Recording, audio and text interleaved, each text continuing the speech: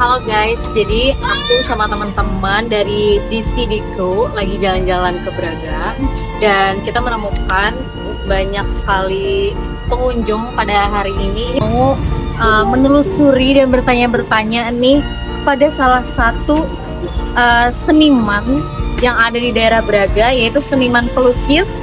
Nah, nanti kita akan tanya-tanya nih tentang awal mula bagaimana seniman pelukis ini pada akhirnya bisa berada di Braga. Langsung aja kita tanya-tanya.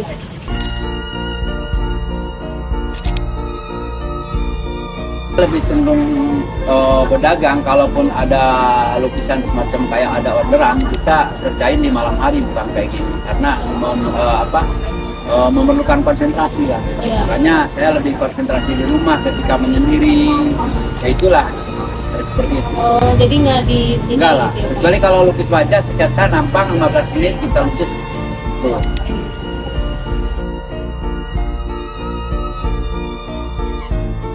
Ada beberapa hal atau faktor yang membuat saya seperti ini. Pertama, memang karakter saya juga kan suka iseng-iseng waktu sekolah di SD juga begitu. Kedua juga lingkungan yang tak kalah istilahnya ngaruh besarnya gitu lah. Kebetulan Jalan Braga itu kan istilahnya identik dengan nilai seni itu sendiri. Dan lingkungan yang ada di Jalan Braga kan pasar seninya Kota Bandung lah ini untuk sementara, karena dalam hal ini mungkin Kota Bandung itu tidak punya pasar yang lebih spesifik macam kayak mungkin Ubud atau Sukawatinya Bali atau mungkin Ancolnya Jakarta. Nah, Bandung punya Braga gitu. Jadi lingkungan itulah yang membuat seperti ini saya. Sangat relatif sih kalau lukisan, dari pandangan, dari harga, dari proses pembuatan juga sangat relatif. Ketika kita harus tunjukin mana dulu yang harus kita jawab waktunya seperti apa. Seberapa lama, karena bisa aja 1 hari, bisa aja 1 bulan juga bisa, tergantung kita. Kadang-kadang lagi males-males ya. Oh, jadi ada customer yang request ke Bapak? Kalau request mau tidak mau kita harus profesional, janjinya seperti apa kita harus tepat dengan janji.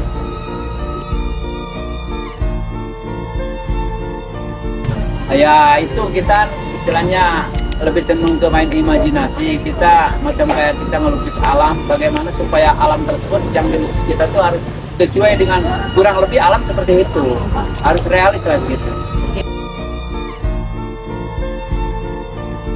Cukup dan tidak cukup itu saya jawab relatif lah ya, karena istilahnya yang namanya uang boleh dikata secara globalnya dari 1.000 kurang 1 juta kurang, tapi kita juga harus dituntut bagaimana supaya kita juga selalu mensyukuri apa adanya. Kita syukuri aja dengan apa yang saya raih detik ini, itulah mungkin yang terbaik di pandang Allah gitu.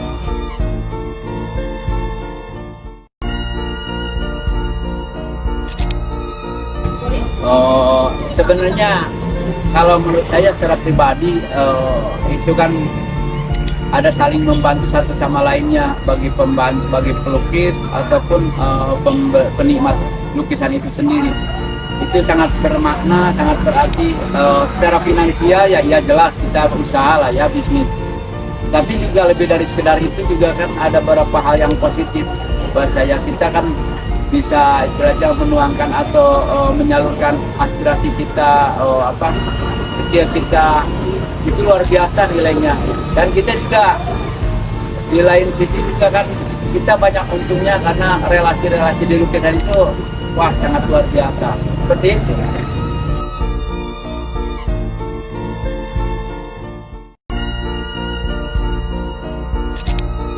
Kita sebagai pelukis, tapi juga kalau misalnya ada hal-hal yang semacam karya kita laku di pasaran, itu istilahnya kita sebagai pelukis juga tidak bisa kebanggaannya tidak bisa dilukis dengan kata-kata atau kalimat. Sungguh luar biasa bahwa karya saya ini ternyata laku di pasaran, seperti itu kebanggaannya.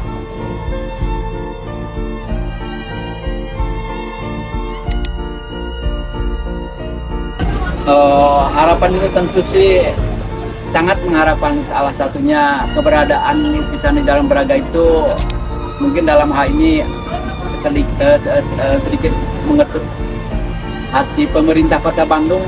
Semoga keberadaan lukisan di Jalan Braga, katakanlah pasar seni di Jalan Braga ini selalu dilestarikan atau dibantu dengan pemerintah. Minimal tidak ada musik-musik usiran dan sebagainya, seperti itu. Kedua juga yang tak kalah pentingnya, saya harapan ke pemerintah ada semacam suntikan biaya lah, itu seperti itulah, itu secara finansialnya seperti itu maunya.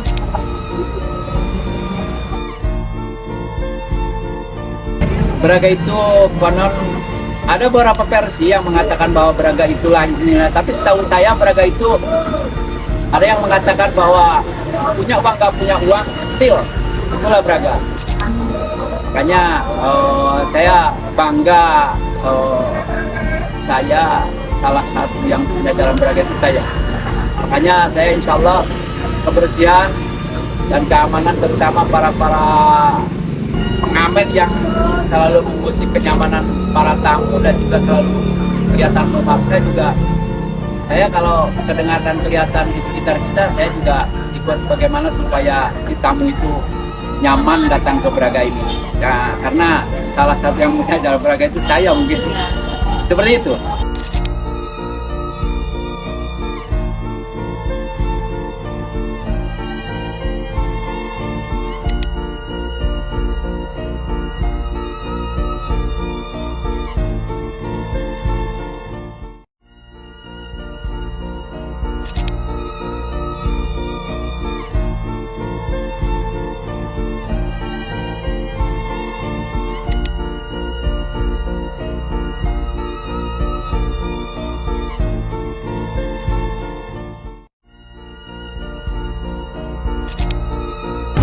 Nah itu guys, kita udah dengerin ya bagaimana sejarah Bapak Ian selaku pelukis seniman yang ada di Braga. Salah satunya kita udah tahu bahwa beliau ternyata udah 40 tahun di seniman Braga ini, dan juga kurang lebih 30 tahun juga beliau sudah menjual lukisan-lukisannya di Braga ini. Jadi sangat apa ya, jadi salah satu hal yang mungkin teman-teman juga jadi tahu bahwa pelukis-pelukis di sini ini ternyata udah lama sebelum daerah Braga ini ramai oleh pengunjung-pengunjung ataupun dengan toko-toko. Jadi beliau masih bertahan untuk mempertahankan seni yang ada di Braga ini. Dan juga tadi Bapak sudah berharap terkait seni atau pelukis-pelukis yang ada di daerah Braga ataupun yang ada di daerah Bangkit. Gitu guys, semoga teman-teman bisa ambil manfaatnya ya dari video kita, dan kita akan kasih juga video-video yang unik dan menarik lainnya tetap di Sini Kru kembali.